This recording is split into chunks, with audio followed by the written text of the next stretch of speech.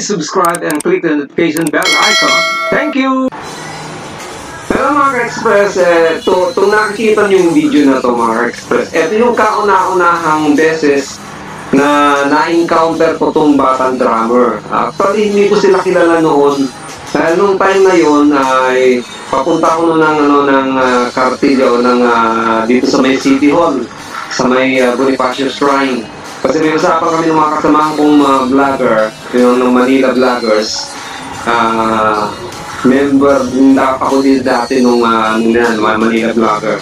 Ang mga member namin dyan, si Tekram, si Linutskan, si NHD Barrias, si Ate Melby, si Pugong Biahero, si Marson, si Mangyan the Wanderer, at marami pang iba.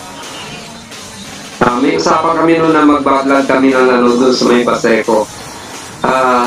Accidentally, ako yan, na daanan ko ito ngayon. Sabi ko, ba't ang daming tao? At narinig ko may tumutugtog. Yun nga, ayan. Tapos, kinuha ko muna saglit kasi kahit nagmamadali ako dahil sabi nga sa akin, bilisan mo at paalis na kami. Sabi ng grupo.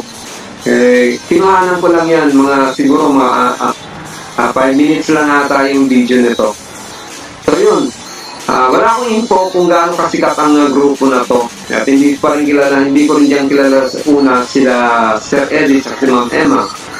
Pati yung nakikita nyo yung speaker na gamit nila, hindi pa yan yung speaker. Ayan yung kauna-unang speaker na pinalitan noon ni Ma'am Karen.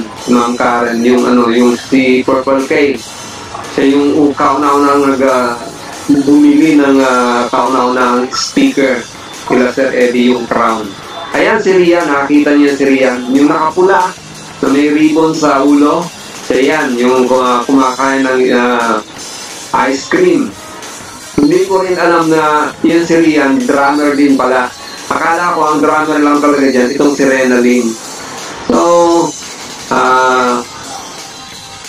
pinanood ko talaga, pero siyempre, ang isip ko kasi nandun sa grupo namin eh. Pero binigyan ko talaga siya ng pansin ko. Sabi ko nandito na rin lang ako, kuhanan ko na kasi content din to. At hindi ko alam na ito palang grupo na ito yung sikat na sikat. So, nung time pala na yon, ang petsa noon is September 16, 2019. Yan yung kauna-unahan na meet ko itong grupo na to. Yan. Siyempre, pati ako na-miss sa pagdadrums nung mga bata na to. Hindi ko kilala ang mga yan. Nung natapos yung set ni Renalyn, lumapit ako sa kanya, kinausap ko siya. Tapos yun,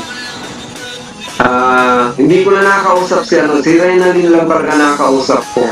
Si Rian, hindi ko siya nakausap kasi nga nung nag-drums na sila. Hindi ko nga tinapos yung pagdadrums ni Rian kasi nga nagmamadali na ako noon. Tapos nung in-upload ko, biglang nag-viral yung wala pang 1 hour, yung views umabot na kagad ang may 1,000. So, ko tuloy, sabi ko, nasaan kaya saan ko kaya matatagpuan yun? Kaya nagtanong ako sa mga kapwa ko, vloggers. Sabi nila, na-picture daw ito sa isang TV show, dun sa Little Big Shot. So, sinerch ko sa YouTube, doon ko nalaman kung gaano kasikat to. Kasi siyempre, hindi ka mapipicture sa isang TV show kung hindi ka sikat. Si Rian is 8 years old pa lang nung na-picture sa Little Big Shot. So, nalaman ko yung address nila. Taga Potrero, Malabon. Hinahanap ko sila sa Potrero. Pumunta ko ng Potrero. Siyempre, hindi ko alam. Para ako naghahanap ng karayo na nahulog sa dayami. Sa araw yun, pinuntahan ko talaga naghanap. Nagtanong-tanong ako. Wala namang nakakakilala sa kanila na batang drummer. Sabi ko, yung tinatanong ko, yung kakunaan sa ABS-CBN, hindi rin, siguro mga hindi nanonood ng YouTube.